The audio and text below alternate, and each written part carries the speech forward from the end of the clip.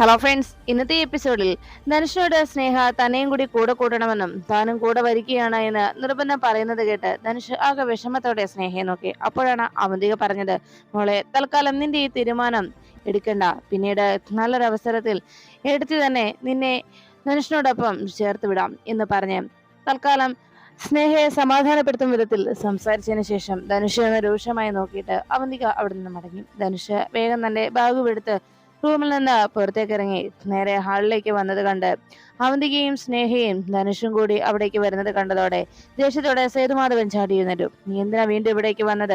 അവന്തികയെ, എന്തിനാണ് ഇവനെ വീണ്ടും എന്റെ മുന്നിലേക്ക് നീ കൂട്ടിക്കൊണ്ടുവന്നത്? എന്റെ അടുത്ത് എന്നെ കാണാൻ വരേണ്ടവർ ആരാണെന്ന് നിനക്കറിയില്ലേ? ഇവനെയൊന്നും എനിക്ക് കാണേണ്ടതില്ല എന്ന് പറഞ്ഞ് സേതുമാധവൻ ബഹളം വെച്ചതും പെട്ടെന്ന് ദയാനന്ദ മാഷ് പറഞ്ഞു, സേതു വേണ്ട, അയാൾ അയാളുടെ സാധനങ്ങൾ എടുത്തുകൊണ്ട് പോയിക്കോട്ടെ എന്ന് പറയുമ്പോൾ ഇത് കേട്ട് നിന്ന ധനുഷ് പറഞ്ഞു, വേണ്ട മാഷേ, മാഷ് എനിക്ക് വേണ്ടി സംസാരിക്കണ്ട. ഇവിടെ എല്ലാവർക്കും എന്റെ മേലുള്ള തെറ്റിദ്ധാരണ അതുപോലെ തന്നെ നിലനിൽക്കുകയാണ്. ഞാനിപ്പോ ഇവിടേക്ക് വന്നത് എല്ലാവരോടും ഒരു കാര്യം പറയാൻ വേണ്ടിയാണ്.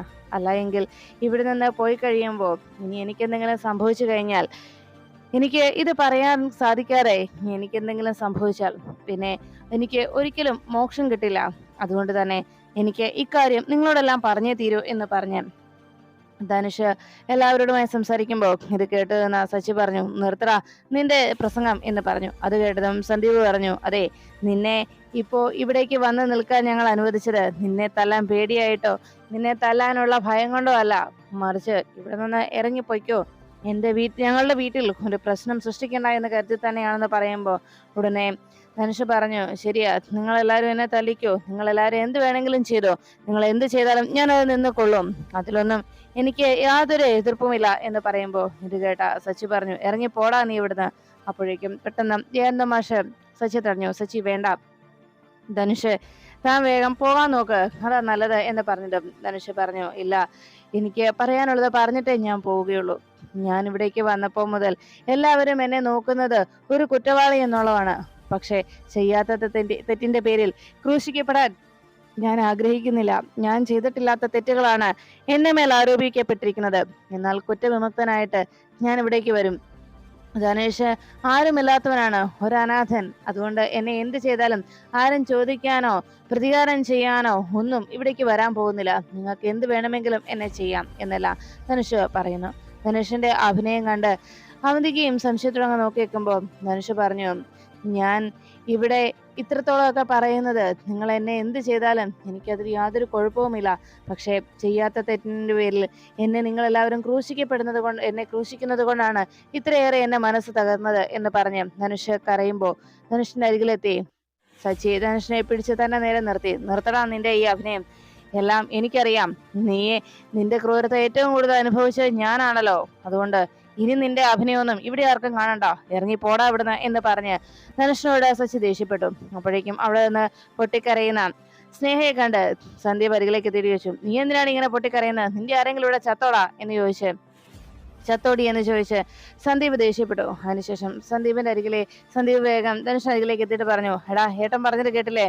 നിന്റെ ഈ നാടകം നിർത്തിയിട്ട് ഇറങ്ങി പോടാ ഇവിടുന്ന് എന്ന് പറഞ്ഞ് സന്ദീപ് ദേഷ്യപ്പെടുമ്പോ ഉടനെ സ്നേഹ അരികിലേക്ക് എത്തി. ധനുഷ്, എനിക്കറിയാം നീ ഇപ്പൊ ഇങ്ങനെ സങ്കടപ്പെടുന്നതും ഇങ്ങനെയൊക്കെ സംസാരിക്കുന്നതും എന്തുകൊണ്ടാണെന്ന്. ഇവിടെ ആർക്കും നിന്റെ ഈ വാക്കുകൾ കേൾക്കാനുള്ള മനസ്സില്ല. സത്യത്തിൽ ഇവര് എന്റെ വീട്ടിലുള്ളവരാരും മനുഷ്യരെ മനസ്സിലാക്കുന്നവരല്ല. നീ ഇപ്പൊ അനുഭവിക്കുന്ന ഈ വേദനയും സങ്കടവും ഒക്കെ നീ എന്നെ സ്നേഹിച്ചതിന്റെ പേരിലാണ്. നീ ഇത്രയേറെ അപമാനത്തിനാവുന്നതും നീ എന്നെ സ്നേഹിച്ചതിന്റെ കാരണത്താലാണ്. അതുകൊണ്ട് തന്നെ ധനുഷ്, ഞാനൊരു തീരുമാനം അറിയിക്കുകയാണ്. നീ ഇവിടെ നിന്ന് പോകുമ്പോ നിന്റെ കൂടെ ഞാനും വരുന്നു. നീ തനിച്ച് ഇവിടെ നിന്ന് പോകണ്ട, ഞാനും നിന്റെ ഒപ്പം വരുന്നു, വാ ധനുഷ് എന്ന് പറഞ്ഞ് ധനുഷിനെ വിളിച്ചുകൊണ്ട് സ്നേഹ പുറത്തേക്ക് ഇറങ്ങാൻ തയ്യാറായി. ഈ സമയത്ത് ധനുഷിനെ പിടിച്ചു വലിച്ച് സ്നേഹ വാതിക്കലേക്ക് പോകാൻ തുടങ്ങുന്നത് കണ്ട് അർച്ചന വേഗം സ്നേഹയുടെ മുന്നിലേക്ക് എത്തിയിട്ട് പറഞ്ഞു, നീ ഇതെങ്ങോട്ടായി പോകാൻ ഭാവിക്കുന്നത്? നീ എങ്ങോട്ടും പോകുന്നില്ല ഇവിടുന്ന് എന്ന് പറഞ്ഞതും സ്നേഹയുടെ കയ്യിൽ കടന്നു പിടിച്ച അർച്ചനയോട് സ്നേഹ പറഞ്ഞു, ഞാൻ ആരുടെ കൂടെ ജീവിക്കണമെന്നും ആരോടൊപ്പം പോകണമെന്നും ഞാനാ തീരുമാനിക്കുന്നത്, എന്റെ ഏട്ടന്റെ ഭാര്യയല്ല എന്ന് പറഞ്ഞതും എന്റെ കൈവിടാൻ എന്ന് പറഞ്ഞപ്പോ അർച്ചന പറഞ്ഞു, അതെ, നീ ആരുടെ കൂടെ ജീവിക്കണമെന്ന്, നീ ആരോടൊപ്പം ജീവിതം ആരംഭിക്കണമെന്നൊക്കെ നീ തന്നെ തീരുമാനിക്കും. പക്ഷെ ഇപ്പോ ഈ നിൽക്കുന്ന ഏട്ടനെയും അച്ഛനെയും ഒക്കെ അപമാനിച്ചുകൊണ്ട് ഇവിടെ നിന്ന് ഒന്നിനും കൊള്ളാത്ത ഒരു ക്രിമിനലായ ഇവന്റെ കൂടെ നിന്റെ ജീവിതം തകർക്കാൻ നിന്നെ അങ്ങനെ പറഞ്ഞു വിടില്ല എന്ന് പറഞ്ഞതും, അത് നിങ്ങളാണോ തീരുമാനിക്കുന്നത് ചോദിച്ച് അർച്ചനയുടെ നേരെ ശബ്ദമുയർത്തിയ സ്നേഹയുടെ കർണത്ത് അർച്ചന ഒന്ന് പൊട്ടിച്ചു. അർച്ചനയുടെ ആ തല്ലുകൊണ്ടതും സ്നേഹ കർണത്ത് പിടിച്ചുണങ്ങി നിൽക്കുമ്പോൾ ധനുഷ് വേണ്ട എന്ന് പറയുന്ന ശബ്ദം കേട്ട് ഉടനെ അർച്ചന പറഞ്ഞു, നീ ഇപ്പോ ഈ തല്ല് ഞാൻ നിനക്ക് തരണ്ടായെന്ന് ഞാൻ പലപ്പോഴായി അത് വേണ്ട വേണ്ട എന്ന് വെച്ച് പിന്മാറി പോകുമ്പോൾ നീ അത് വാങ്ങിച്ചു കൂട്ടി എന്നുള്ള രീതിയിലാണ് നീ പെരുമാറുന്നത്. ഇപ്പൊ നീ നോക്കിക്കേ, ഇവിടെ നിൽക്കുന്ന നിന്റെ അച്ഛന്റെ അവസ്ഥ എന്താണ്, നിന്റെ ആങ്ങളമാരുടെ അവസ്ഥ എന്താണ്, ഇത്രയും ആളുകളുടെ മുന്നിൽ അപമാനിതരായി തല കുനിച്ചു നിൽക്കേണ്ടി വന്ന അവരുടെ അവസ്ഥയെക്കുറിച്ച് നീ ഒന്ന് ആലോചിച്ച് നോക്ക്. നിനക്കിപ്പോൾ സ്നേഹമുള്ളത് ഇവനോട് മാത്രമാണ്. ഒരിക്കലും സ്നേഹിക്കപ്പെടാൻ പോലും യോഗ്യതയില്ലാത്ത, എല്ലാവരെയും വേദനിപ്പിക്കുകയും വഞ്ചിക്കുകയും ചെയ്യുന്ന ഇവനെ മാത്രമാണ് നീ സ്നേഹിക്കുന്നത്. നിന്റെ കണ്ണിൽ നീ ഇപ്പൊ ഇവനെ മാത്രമേ കാണുന്നുള്ളൂ. നീ ഇപ്പൊ നോക്ക്, ഇത്രത്തോളമൊക്കെ പറഞ്ഞ അവന്റെ മുഖത്തേക്ക് നീ ഒന്ന് നോക്ക്. അവന്റെ മുഖത്ത് മിന്നിമറയുന്ന ഭാവവ്യത്യാസങ്ങൾ എന്തൊക്കെയാണെന്ന്. ഒരിക്കൽ പോലും ഇവനെ വിശ്വസിക്കാൻ കഴിയില്ല എന്നുള്ള സത്യം നിനക്ക് തിരിച്ചറിയാൻ കഴിയാതെന്ന് എന്തുകൊണ്ടാണ് സ്നേഹ? നീ ഇപ്പോ ഇവരെയെല്ലാം തള്ളി പറഞ്ഞുകൊണ്ട് നീ എങ്ങോട്ടാ ഇറങ്ങിപ്പോവാൻ തയ്യാറാകുന്നത്? ഇവന്റെ കൂടെ എവിടെ പോയി ജീവിക്കാനാണ് നീ തയ്യാറാകുന്നത്? ഇവന്റെ ലക്ഷ്യം ഈ കുടുംബവും നീയും മാത്രമല്ല. ഈ കുടുംബത്തെ സ്വത്താണ്, നിന്നിലല്ല ഇവന്റെ ശ്രദ്ധ. ഈ കുടുംബത്തിന്റെ സ്വത്തുക്കളിലാണ് ഇവൻ കണ്ണുവെച്ചിരിക്കുന്നത്. പക്ഷേ സ്നേഹ, നീ ഇവിടെ നിന്ന് പോകാൻ നിന്നെ ഞങ്ങൾ സമ്മതിക്കില്ല, അത് നീ മറക്കണ്ട എന്ന് പറയുമ്പോൾ ഉടനെ സ്നേഹ വീണ്ടും അർച്ചനയോട് പറഞ്ഞു, എനിക്കറിയാം എന്നെ സ്നേഹിക്കുന്നവന്റെ കൂടെയാണ് ഞാൻ പോകുന്നത്. അവൻ എന്നെ നന്നായി നോക്കുമെന്നും ഞങ്ങൾക്കൊരു നല്ല ജീവിതം ഉണ്ടാകുമെന്നും എനിക്ക് ഉറപ്പുണ്ട്. ഇതൊക്കെ നിങ്ങൾ വിശ്വസിക്കാനും അത് കാണാനുമായി കാത്തിരിക്കാത്തത് കൊണ്ടല്ലേ നിങ്ങൾ ഇങ്ങനെ ഓരോ തെറ്റിദ്ധാരണകൾ ഓരോന്നും മനസ്സിൽ കൊണ്ടു നടന്ന് അതെല്ലാം വിളിച്ചു പറഞ്ഞ് ഈ കുടുംബത്തുള്ളവരെ കൂടി എല്ലാ രീതിയിലും എന്നെല്ലാം അകറ്റാൻ നോക്കുന്നത് എന്ന് പറയുമ്പോൾ ഇതെല്ലാം കേട്ട് നിന്ന മനുഷ്യ ഉടനെ സ്നേഹയോട് പറഞ്ഞു, സ്നേഹ, ഞാൻ പറയുന്നത് നീ കേൾക്ക്. അർച്ചന മേഡം പറഞ്ഞത് സത്യമാണ്. അർച്ചന മേഡത്തിന്റെ കാഴ്ചപ്പാടിൽ നമ്മൾ പറഞ്ഞ പോലെ, സ്നേഹ നീ പറഞ്ഞതുപോലെ ഇപ്പോ ഇവിടെ നടന്ന സംഭവങ്ങളെല്ലാം നീ ദൃക്സാക്ഷി കൂടിയായ സ്ഥിതിക്ക് ഇപ്പോ നിന്നെ എനിക്ക് ഇവിടുന്ന് വിളിച്ചിറക്കിക്കൊണ്ട് പോകാം. പക്ഷേ അതൊക്കെ ഇവിടെ നിൽക്കുന്ന നിന്റെ അച്ഛനും നിന്റെ ആങ്ങളമാർക്കുമൊക്കെ സമൂഹത്തിൽ നാണക്കേട് മാത്രമേ വരുത്തി വയ്ക്കൂ. അതുകൊണ്ട് അറിഞ്ഞുകൊണ്ട് അങ്ങനെ ഒരു തെറ്റ് ചെയ്യാൻ ഞാൻ ആഗ്രഹിക്കുന്നില്ല. അതുകൊണ്ട് തന്നെ ഉടൻ തന്നെ ഞാൻ കുറ്റവിമുക്തനായി, ഞാൻ തെറ്റുകൾ ചെയ്തിട്ടില്ല എന്ന് എല്ലാവർക്കും മുന്നിൽ തെളിയിച്ചിട്ട് ഞാൻ വീണ്ടും ഇവിടേക്ക് വരും. ഇവിടെ വന്ന് അന്ന് എല്ലാവരുടെയും ആശീർവാദത്തോടെ ഞാൻ നിന്നെ ഇവിടുന്ന് കൂട്ടിക്കൊണ്ടു പോകും. ഇപ്പോ എന്തായാലും എനിക്ക് ഇവിടുന്ന് കൂട്ടിക്കൊണ്ടു പോകാം സാർ. പക്ഷേ സാറിന്റെ കുടുംബത്തിന്റെയും അഭിമാനത്തെ എല്ലാം തകർക്കാൻ ഞാൻ ആഗ്രഹിക്കുന്നില്ല. അതുകൊണ്ട് സ്നേഹയെ ഞാൻ ഇവിടെ നിർത്തിയിട്ട് പോകുന്നത്. അത് ഇനി മുന്നോട്ടുള്ള സ്നേഹയുടെ ജീവിതം തന്നെ ഞാൻ തെറ്റുകാരനല്ല എന്ന് നിങ്ങളെ ബോധ്യപ്പെടുത്തും. അത് നിങ്ങളെ മനസ്സിലാക്കുന്നതിന് വേണ്ടി കൂടിയാണ് ഞാനിപ്പോൾ ഇവിടേക്ക് വന്നത്. എന്തായാലും ഞാനിപ്പോ ഇവിടെ വന്ന് സ്നേഹയെ കൂട്ടാതെ ഇവിടെ നിന്ന് പോകുമ്പോൾ നിങ്ങളെല്ലാവരും എന്നെ തെറ്റിദ്ധരിച്ചത് പിന്നീട് നിങ്ങൾക്ക് മനസ്സിലാകും. ഈ നടന്നതൊന്നും സത്യമായിരുന്നില്ല എന്നും സ്നേഹ പറയുന്നത് പോലെ ഞാനും സ്നേഹയും തമ്മിലാണ് ജീവിക്കേണ്ടതെന്നുമുള്ള സത്യം നിങ്ങൾക്ക് ബോധ്യമാകും.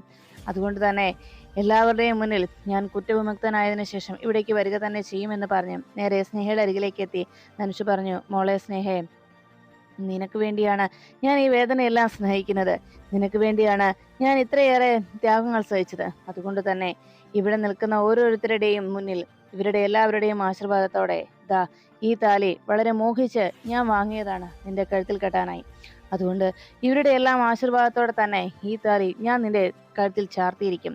അതുവരത്തേക്ക് നീ ഒന്ന് ക്ഷമയോടെ കാത്തിരിക്കണം. ഞാൻ വീണ്ടും എത്തും നിന്നെ കൂട്ടിക്കൊണ്ടു പോകാൻ തന്നെ, ഇവരുടെ എല്ലാവരുടെയും സമ്മതത്തോടെ എന്ന് പറഞ്ഞ് ധനുഷ് വേഗം തന്റെ ബാഗ് എടുത്ത് സിറുമാധവനെ നോക്കിയിട്ട് പറഞ്ഞു, സാറിന്റെ ഒരു പിൻവിളിക്കായിട്ട് ഞാൻ കാത്തിരിക്കും സാർ എന്ന് പറഞ്ഞ് അവിടെ എല്ലാവരുടെയും മുന്നിൽ വലിയൊരു പ്രകടനം കാഴ്ചവെച്ചതിന്റെ അഹങ്കാരത്തിൽ തന്റെ ബാഗും എടുത്ത് പുറത്തേക്കിറങ്ങിയ ധനുഷ് ബാഗ് എടുത്ത് വണ്ടിയിലേക്ക് വെച്ച് പോകാൻ തുടങ്ങുമ്പോൾ അവിടെ വാതിക്കലേക്ക് എത്തി. അവിടെ നിന്ന് ഷാഹിർ മുഹമ്മദ് എന്ന അർച്ചന ഉറക്കെ വിളിച്ചു. ഹെൽമറ്റ് തലയിലേക്ക് വെക്കാൻ ഒരുങ്ങിയ ധനുഷ് ആ വിളി കേട്ടതും അർച്ചനയെ കലിയോടെ നോക്കുമ്പോൾ അർച്ചന അരികിലേക്ക് എത്തി ധനുഷിന്റെ കൈ പിടിച്ചിട്ട് ഒരു ഷെയ്ക്ക് ഹാൻഡ് കൊടുത്തു. കൊള്ളാം, നിന്റെ പ്രകടനം ഗംഭീരമായിരുന്നു. പക്ഷേ നിന്റെ ഈ അഭിനയമൊന്നും ഇവിടെ ആരും തന്നെ വിശ്വസിച്ചിട്ടില്ല എന്നതാണ് അതിന്റെ സത്യാവസ്ഥ. അതുകൊണ്ട് നീ ഇപ്പോ എന്തൊക്കെ പറഞ്ഞാലും ശരി, ഇവിടെ ഇപ്പൊ നീ അഭിനയിച്ച കൂട്ടിയ ഈ കാര്യങ്ങളൊക്കെ ഉണ്ടല്ലോ, അതൊക്കെ നിന്റെ വെറും പ്രകടനമാണെന്ന് മനസ്സിലാക്കിയവർ തന്നെയാണ് ഇവിടെ നിന്നവരെല്ലാം, സ്നേഹ ഒഴിച്ച്. പക്ഷേ ഒരു കാര്യം നീ ഓർത്തോ, നീ കയ്യിൽ കൊണ്ടു നടക്കുന്നുണ്ടല്ലോ സ്നേഹയുടെ കഴുത്തിൽ കെട്ടാനെന്ന് പറഞ്ഞ ആ താലി, അത് നിന്റെ കഴുത്തിൽ ഒരു കുരുക്കായി തീരാൻ പോവുകയാണ്, നീ ഓർത്തോ എന്ന് പറഞ്ഞ് അർച്ചന അകത്തേക്ക് പോന്നു.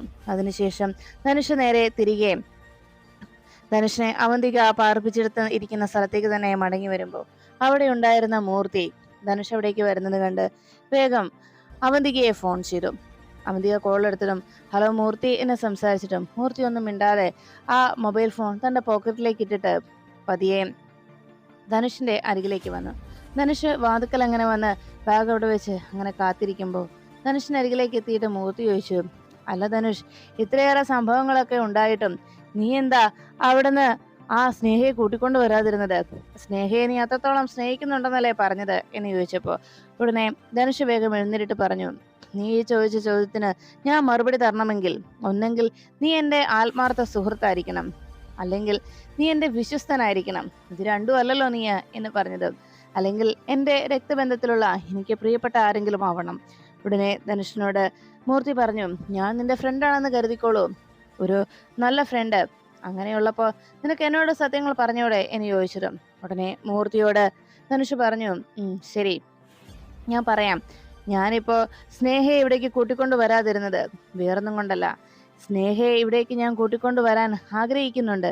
പക്ഷെ ഇങ്ങനെ ഒരു പ്രകടനം കാഴ്ചവെച്ചപ്പോ അവിടെ ഉള്ളവരൊക്കെ സ്നേഹയെ ഞാൻ കൂട്ടാതെ ഇവിടേക്ക് പോകുന്നതിൽ എൻ്റെ മേൽ കുറച്ച് ആളുകളെങ്കിലും എന്നെ വിശ്വസിച്ചു തുടങ്ങും. പിന്നെ മറ്റൊന്നെന്ന് വെച്ചാൽ സ്നേഹയെ മാത്രമല്ല ഞാൻ ആഗ്രഹിച്ചത്, സ്നേഹയെ ഞാൻ സ്നേഹിച്ചു എന്ന് വെച്ച് അവളുടെ സ്വത്തുക്കൾ കൂടിയാണ് ഞാൻ ആഗ്രഹിച്ചത്. ഇപ്പോൾ അവൾ അവിടെ നിന്ന് ഇറങ്ങി വന്നു കഴിഞ്ഞാൽ അവൾ മാത്രം ഇങ്ങോട്ട് വന്നിട്ട് എനിക്കിന്ന് നേട്ടം കിട്ടാനാണ്. അവളുടെ ഷെയറും അവളുടെ സ്വത്തുക്കളും ഒക്കെ അവിടെ തന്നെയല്ലേ ഉണ്ടാവുക. അതൊന്നും എനിക്ക് കിട്ടാൻ പോകുന്നില്ലല്ലോ. അതുകൊണ്ട് തന്നെ ഇനിയും അവൾ അവിടെ നിന്ന് കഴിഞ്ഞാൽ അവൾ വാശി പിടിക്കും, അവൾ ബഹളമുണ്ടാക്കും. അവസാനം അവളുടെ വാശിക്ക് മുന്നിൽ സേതുമാധവനും അവരുടെ മക്കൾക്ക് വഴങ്ങേണ്ടി വരും. അങ്ങനെ എന്നെ തിരികെ വിളിച്ച് ഞങ്ങളുടെ വിവാഹം നടത്താൻ അവർ നിർബന്ധിതരാകും. അങ്ങനെ അവളിലൂടെ അവളുടെ സ്വത്തുക്കളും അവളുടെ ഷെയറുമെല്ലാം എൻ്റെ അരികളിലേക്ക് വന്നെത്തും.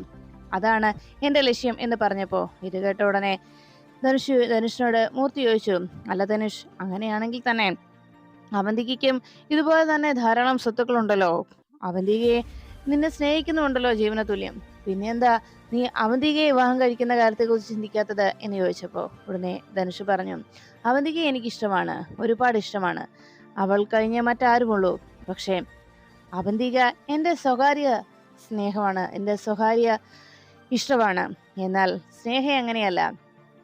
സ്നേഹ എന്ന് പറഞ്ഞാൽ അത് മറ്റുള്ളവരുടെ മുന്നിൽ, എല്ലാവർക്കും മുന്നിൽ എനിക്ക് കാണിക്കാൻ പറ്റുന്ന, അല്ലെങ്കിൽ എല്ലാവരുടെയും മുന്നിൽ എനിക്ക് പ്രകടിപ്പിക്കാൻ പറ്റിയ എൻ്റെ ഭാര്യ എന്നുള്ള പദവി അലങ്കരിക്കുന്നവൾ.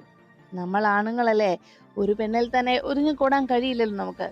അതുകൊണ്ട് തന്നെ സ്നേഹയോടൊപ്പം തന്നെ അവന്തികയും ഞാൻ നിലനിർത്തും. അതാണ് എൻ്റെ ലക്ഷ്യം.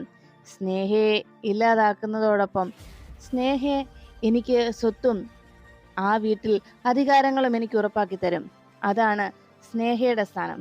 എന്നാൽ അവന്തിക അങ്ങനെയല്ല. അതുകൊണ്ട് തന്നെ അവന്തിക എൻ്റെ സ്വകാര്യ സ്വത്തും, സ്നേഹ മറ്റുള്ളവരുടെ മുന്നിൽ ആർഭാടം കാണിക്കാനും മറ്റുള്ളവരുടെ മുന്നിൽ അവതരിപ്പിക്കാനും കൊണ്ടു നടക്കാനുമുള്ള എൻ്റെ ഭാര്യ എന്ന പദവി അലങ്കരിക്കുന്നവളും. അതുമാത്രമാണ് എൻ്റെ ലക്ഷ്യം. അതുകൊണ്ട് തന്നെ സ്വത്തുക്കൾ, പണം, അതാണ് ഞാൻ ആഗ്രഹിക്കുന്നത്. നമ്മൾ ആഗ്രഹിക്കുന്നത് എന്നും നേടിയെടുക്കാൻ, നമ്മുടെ ഇഷ്ടങ്ങൾക്കൊപ്പം എന്നും നമ്മൾ ആഗ്രഹിക്കുന്നതെന്തും സ്വന്തമാക്കുന്നതിനുമൊക്കെ നമ്മുടെ കയ്യിൽ വേണ്ടതെന്താണ്? പണം മാത്രം.